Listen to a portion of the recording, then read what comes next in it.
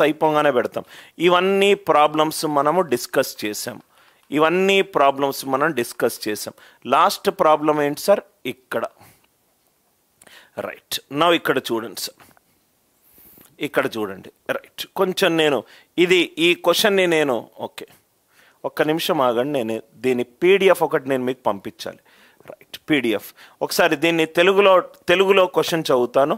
ఒకసారి క్వశ్చన్ చూడండి సార్, చాలా మంచి క్వశ్చన్.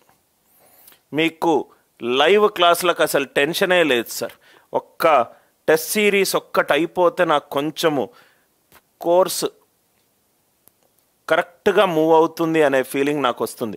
ఓన్లీ వీడియో లెక్చర్లు కాదు, నాకు పిల్లల్ని చదివిపియడానికి వాళ్ళకి కావాల్సింది study material, test series, topic test. ఒక్క నిమిషం సార్,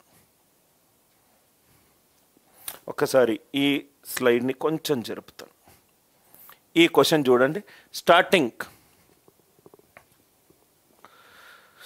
వదిలిపెట్టాలి. 50 టర్మ్స్ కంటే ఎక్కువ ఇస్తే ఎందుకు చేయాలి మనం ఆ క్వశ్చన్ని?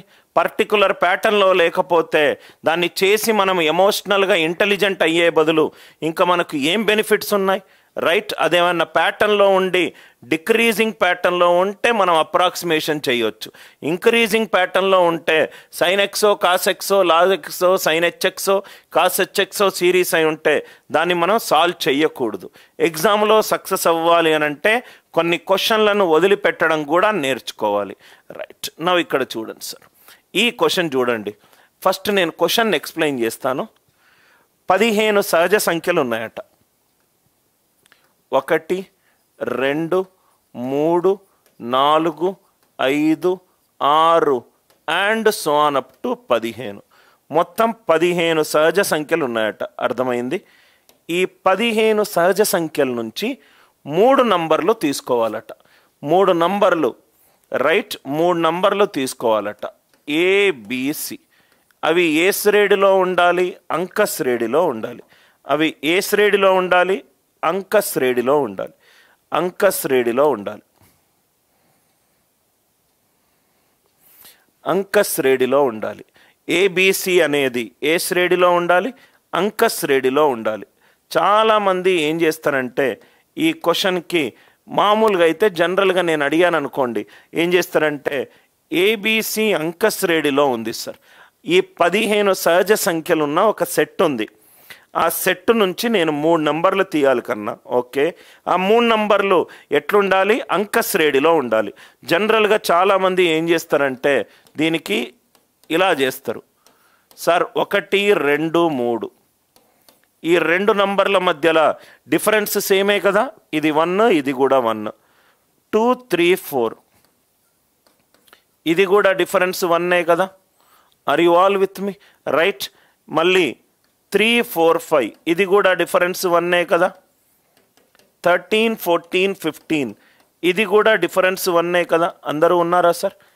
ఇట్లా మొత్తం కౌంట్ చేసుకుంటూ వెళ్తారు. రైట్. మొత్తము కౌంట్ చేసుకుంటూ వెళ్తారు. Are you all with me? Right. కొంచెం మీ మొబైల్లో కూడా జూమ్ ఆప్షన్ ఉంది, అది సెట్ చేసుకోండి. ఇది అందరికీ కనబడుతుందా సార్? క్వశ్చన్ కనబడుతుందా అందరికీ? క్వశ్చన్ అందరికీ కనబడుతుంది కదా ఇప్పుడు? రైట్. దయచేసి రిప్లై చేయండి. 15 సహజ సంఖ్యలు ఉన్న ఒక సెట్ ఉంది.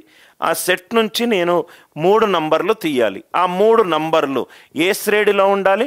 అంక శ్రేణిలో ఉండాలి. అంక శ్రేణిలో ఉండాలంటే చాలామంది ఏం చేస్తారంటే డిఫరెన్స్ 1 ఇది 1, డిఫరెన్స్ 2 ఉందనుకోండి.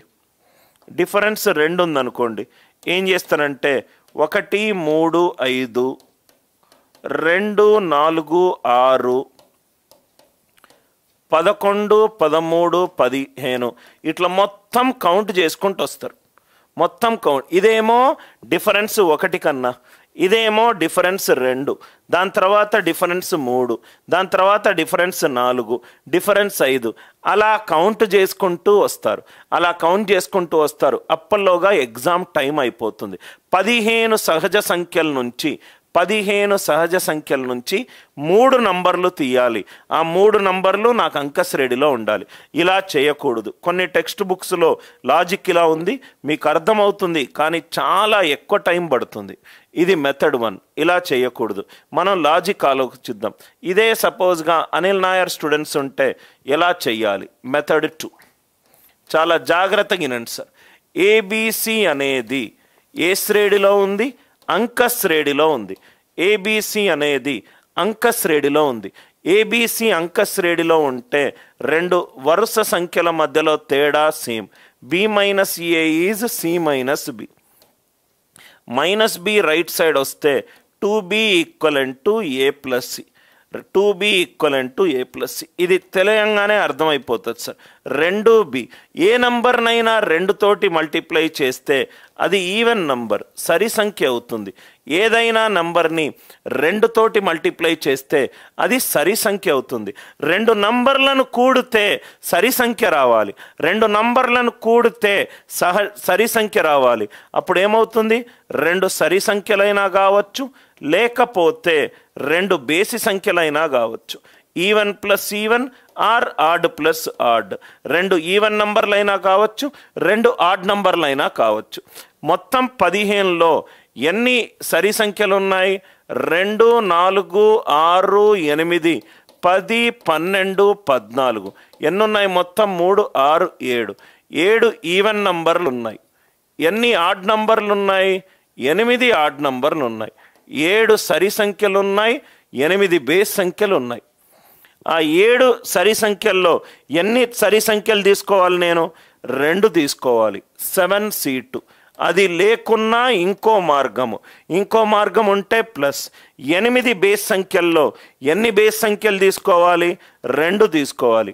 7c2 plus 8c2. 7c2 plus 8c2. nc2 అంటే ఎంత? n into n minus 1/2.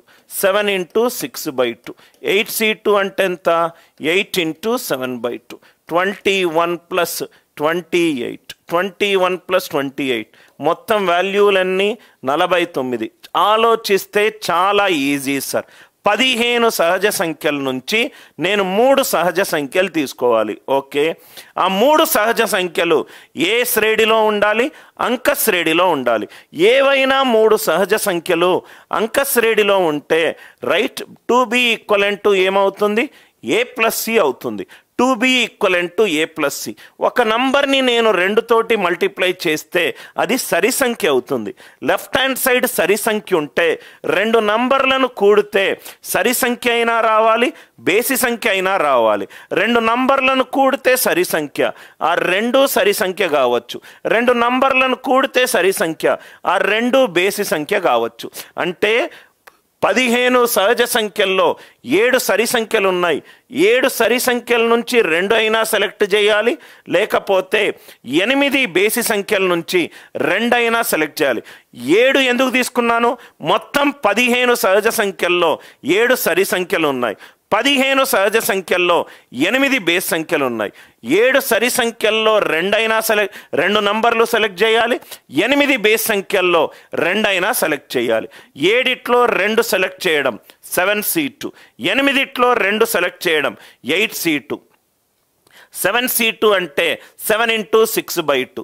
8c2 అంటే 8 ఇంటూ 7/2. ఇది 21, ఇది 28. ఇది 21, ఇది 28. ఆన్సర్ ఎంత? ఆన్సర్ ఎంత? 49. అందరికీ అర్థమైందా?